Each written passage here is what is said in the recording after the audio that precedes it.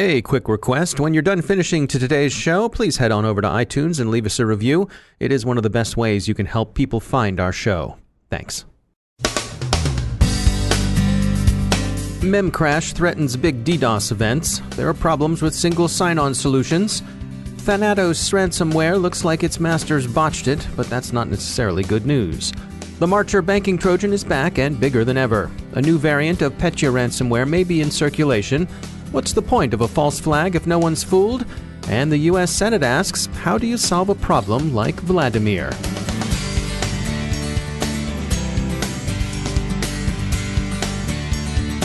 Time for a few words from our sponsor, Cylance. You've probably heard of next-generation anti-malware protection, and we hope you know that Cylance provides it.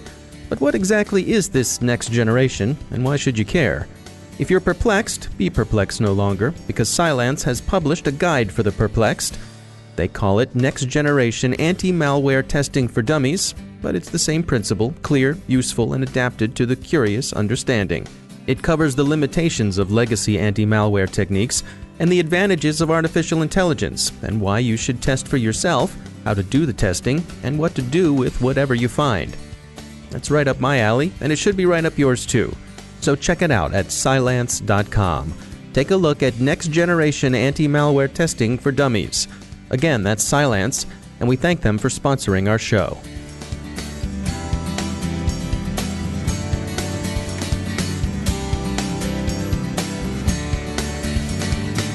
Major funding for the CyberWire podcast is provided by Cylance. I'm Dave Bittner with your CyberWire summary for Wednesday, February 28, 2018. A few new exploitable vulnerabilities are being reported, some of them being used in the wild.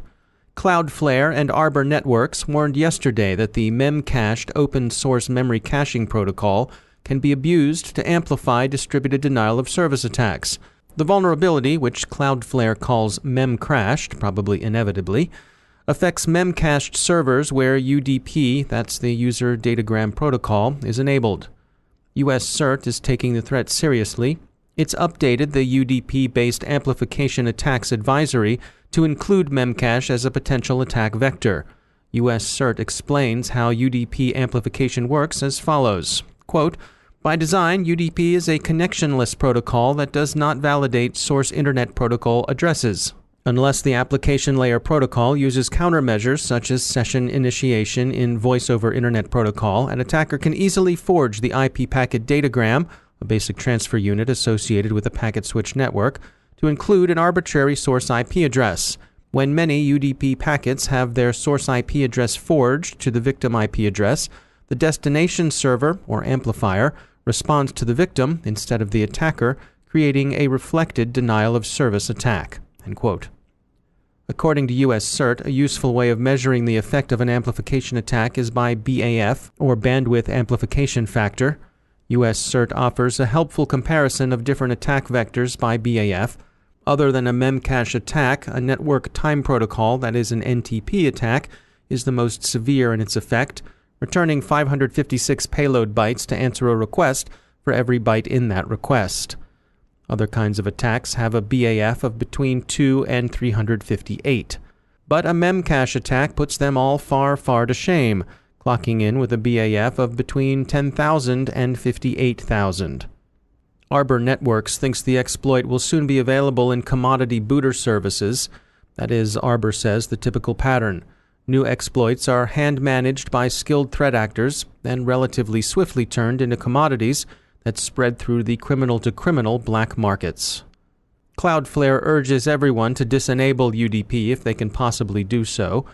Note that Memcache, by design, has no access controls, and so shouldn't be exposed to the Internet. The SANS Institute's Internet Storm Center also suggests blocking traffic from port 11211. We'll have more from the Internet Storm Center's Johannes Ulrich on tomorrow's episode of the Cyberwire covering Memcache. Duo Security has found a new class of vulnerability affecting single sign-on systems that use the SAML, that's the Security Assertion Markup Language. Exploitation could enable users with authenticated access to induce the system to authenticate as different users without needing to know the victim's passwords. This would afford attackers a ready way of pivoting from one compromised user to other accounts on a network. Remediation is possible but complicated because there are so many different single sign-on solutions in use, not all of which are equally vulnerable. Duo observes that what you should do about the SAML vulnerability, and you should certainly do something, would depend upon your relationship with your vendor, and then sensibly recommends contacting said vendors for the right patch or mitigation. There are patches out there. Disclosure was coordinated with vendors. There's a newish strain of ransomware in circulation too. According to Malware Hunter Team, Thanatos ransomware makes it effectively impossible to recover files. Thanatos' masters generate a unique encryption key for each file, but save none of them, which means victims pay ransom in vain. Researchers regard this as a botched process rather than an intentionally added layer of nastiness. Some believe there may be effective, if time-consuming, ways of brute-forcing decryption. Some of the current threats are resurgent varieties of familiar ones. Researchers at security firm Lookout warn that Marcher, also known as Bankamar Stealer, a banking Trojan discovered almost 5 years ago, is back and bigger than ever. This month, Lookout has observed 7,700 samples in the wild, almost 4 times the number seen back in Marcher's 2016 heyday. And of course, you'll remember Petya, the ransomware that spawned notorious pseudo-ransomware imitators like NotPetya. A new variant of Petya called PetRap is rumored to be circulating in Europe and India. F-Secure told SafeGmail that it spreads through the Eternal Blue exploit published by the shadow brokers. Given that you're a listener of this podcast, I'm going to go out on a limb here and guess that there's a good chance you spend a good bit of time doing tech support for your friends and family, helping to make sure they're as safe as possible online. Dr. Eric Cole is founder and CEO of Secure Anchor Consulting and the author of several books on cybersecurity. His latest work is titled Online Danger. I've been working in security for 30 years and have written a lot of technical books. And what I find is when companies are getting breached and having problems, it's not because the technical people don't know what to do. They usually are doing a great job, have big budgets. It's everyone else in the company is making mistakes. You have executives, you have managers. Even when you look at large data breaches, you often have doctors, lawyers, parents, and teachers that have no clue what to do when it comes to cybersecurity. And I started looking for a book that I could recommend and recognized that not one single book existed that was easy to read for that audience. So I took it as a mission to write a book to help make cyberspace safe for families, for parents, for teachers and doctors, to help raise their awareness, and most importantly, help them recognize that they are a target and there are actual things they can do to be protected online. Yeah, I have to say, your book, Online Danger, is a book that those of us in the business could buy and give to our friends and relatives, our family. And it's a nice overview of the things that they could do to make themselves safer. I'm wondering, from your perspective, for those of us who are in the business, what are some of the things that we should be doing to better protect our families? Most importantly is have the conversation. Make them aware that they are a target, because it amazes me how many people I talk to and they go, Eric, I'm not important enough. I don't have enough money. No one's going to target me. No one's going to come after me. And they don't understand that this adversary, it's all about the numbers. They don't care who you are. They need to steal 10,000 identities a month. And if you have weak security, you're one of 10,000. Second most important thing is help them understand that most of our devices or applications, the system we use, have security built in. That's the good news. The bad news is it's often turned off by default. So you have to take action to turn on the security, properly lock down, properly protect. And then finally, the third thing is get rid of anything you're not using.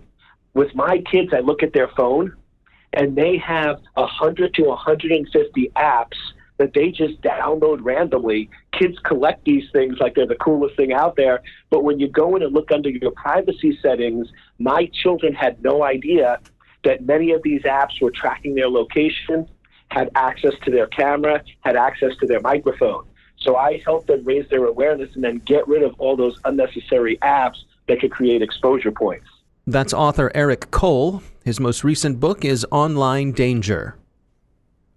The U.S. intelligence community is telling Congress that deterrence has failed with respect to Russian operations in cyberspace. There just ain't no disputing that old Vlad Putin has been one busy bear. So how do you deter the bears? Classically, you come up with a counter-value strategy. You hold something the opposition values at risk. Finding that value is challenging.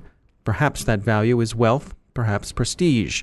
It's doubtful it's human life or suffering, as the recent experiences of Russia's green men, deniable mercenaries, on the receiving end of American airstrikes and artillery in Syria would seem to indicate. The U.S. Senate has been asking Admiral Rogers what NSA and Cyber Command are doing about Russian election interference. Admiral Rogers' answer, in brief, is that his organizations lack the authorities to do much, that he can openly discuss, that is, and countering disinformation would be something new for NSA. This seems unsurprising. The Department of Homeland Security would have general responsibility for election security, with the Department of Justice responsible for the sort of naming and shaming that so far has figured prominently in U.S. deterrent efforts. Looking back at the Olympics, it's striking how quickly suspicion of responsibility for the hacks during the open ceremonies turned to Russia. Right, sure, security experts tended to say there are some North Korean IP addresses, some code reuse, some Korean language clues, but come on, straight up, it's the Russians. And we're summarizing here. So, one might ask, why bother with a false flag operation when the imposture is so easily seen through? A piece this week in Wired suggests that one reason for attacking under a false flag is to induce doubt about future attributions, which is probably part of the point in Moscow's Olympic hacking Maskirovka.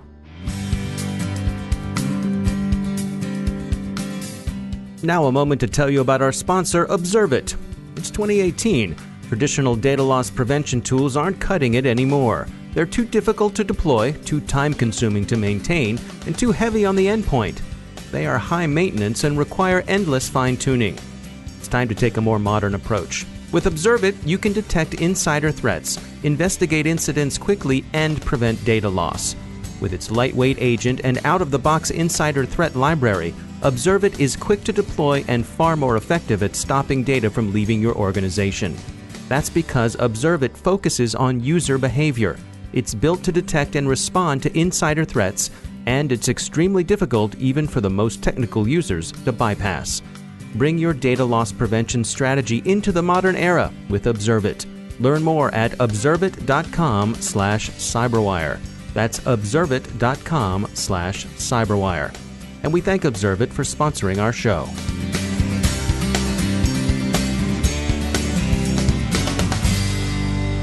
And joining me once again is Dale Drew. He's the Chief Security Strategist at CenturyLink. Dale, good to have you back. I know you have been a real proponent of collaboration throughout the industry, and you've got some stuff you want to share about that today. I do. So, I think I'm in the business of cybersecurity, which means I'm in the business of giving people bad news. And welcome to my world, Dale. Yeah. Welcome to my world. Exactly.